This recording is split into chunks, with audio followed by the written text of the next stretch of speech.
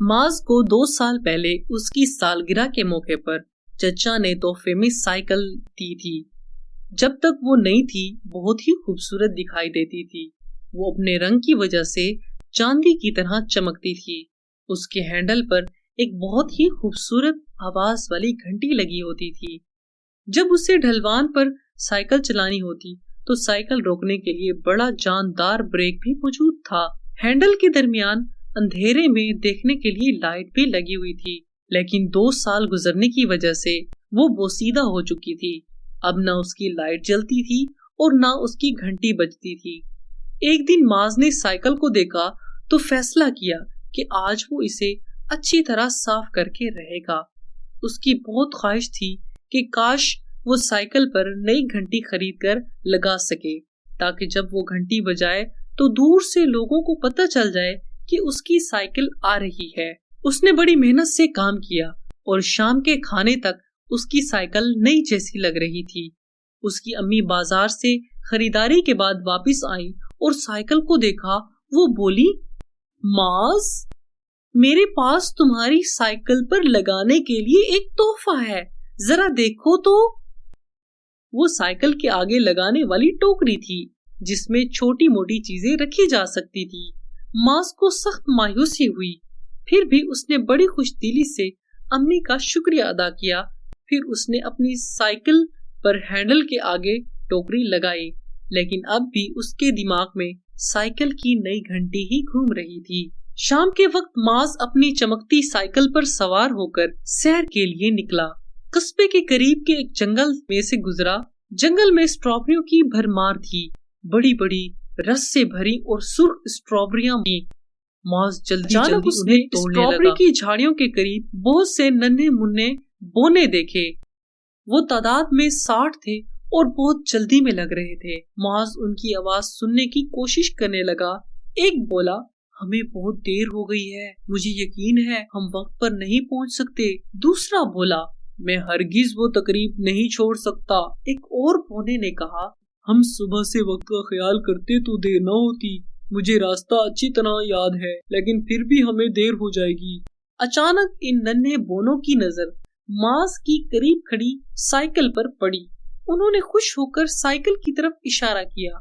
एक बोने ने कहा, देखो, यहाँ एक साइकिल मौजूद है जिसकी इस वक्त हमें शिद्दत से जरूरत है।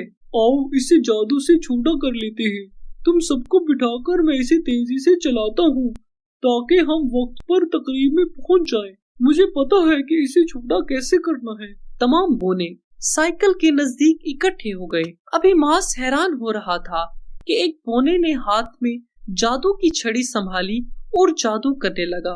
मास फौरन चिल्लाया, अरे अरे, ये क्या कर रहे हो? ये मेरी साइकिल है, अगर तुमने इसे छोटा कर दिया तो मैं इसे कैसे चलाऊंगा? बोने खौफजदा होकर उसकी तरफ देखने लगे। उन्होंने भागने या छुपने की कोशिश नहीं की, लेकिन उनकी आंखों से अफसोस साफ झलक रहा था कि वो साइकिल इस्तेमाल नहीं कर सकते। एक बोने ने ठंडी आह भरते हुए कहा, बड़ी मुश्किल से तकरीब में वक्त पर पहुंचने का एक हल निकला था। मायूस होकर बोने मुड़ने और जाने लगे। उसी वक्त मॉस के जहन में एक उम्दा तरकीब आई। वो चिल्लाया, रुको रुको, मैं तुम्हें तकरीब में ले जा सकता हूँ। मैं तुम्हें बड़े आराम से अपनी साइकिल की टोकरी में सवार कर लेता हूँ। तुम बड़े आराम से टोकरी में बैठ जाओ। तुम में से एक मुझे रास्ता बताएगा और हम जल्दी से तकरीब में पहुँच जाएंगे। बोने आपस में बातें करने लगे। उनकी आवाजें बहुत धीमी थी। वो बोले, ये ठीक है प्यारे लड़के, हमें ले चलो, हम बड़े आराम से टोकरी में बैठ सकते हैं। माज ने बड़े प्यार और एहतियात से एक एक बोने को हाथों में उठाकर टोकरी में बिठाया। अब उसे बड़ी खुशी हो रही थी कि अम्मी ने उसे टोकरी तोहफे में दी थी। जब सब बोने टोकरी में सुकून से बैठ गए तो माज ने गद्दी पर बैठकर पांव साइकिल के पैडल पर रखा और कहा, अब आप में से कोई एक मुझे रास्ता बताए। बोनों में से एक खड़ा हो गया और वो रास्ता बताने लगा। माज तेजी से साइकिल चलाने लगा। रास्ता अगरचे तंग होता जा रहा था, लेकिन फिर भी साइकिल की रफ्तार में कमी नहीं आई। बोनो को रास्ता मालूम था। आखिर वो अपनी मंजिल तक पहुंच गए। वो दरख्तों के दरमियान एक सरसब्ज छोटा सा मैदान था। वहाँ बहुत से बोने, परियां, परिजात जमा थे। मास हैरत से उन्हें देखता ही जा रहा था। बोनो ने कहा, शुक्रिया दोस्त, शुक्रिया बच्ची, हमें तुम्हें इस नेकी पर इनाम भी देंगे। अब मेहरबानी करके घर रवाना हो जाओ, कहीं तुम्हें देखकर हमारे दोस्त न डर जाएं। मास बोला, लेकिन रास्ता इतना लंबा और इसमें इतने मोड़ थे कि मैं भूल गया हूँ। सारे बोने टोकरी से उतर आए थे। इनमें से एक बोला, लेकिन तुम्हारी साइकिल रास्ता जानती है। उसने पहिए पर हाथ फेरा और कहने लगा, घर, साइकिल, घर।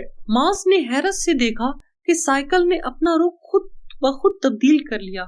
मास गद्दी पर बैठा तो साइकिल खुद ब खुद रास्ते पर रवां दवां हो गई और जल्द ही वो उस मकाम पर पहुंच गया जहां कुछ देर पहले वो स्ट्रॉबेरियां जमा कर रहा था। साइकिल वहां पहुंचकर रुक गई। मास ने सोचा कि कितना हैरत अंगेज वाकया था।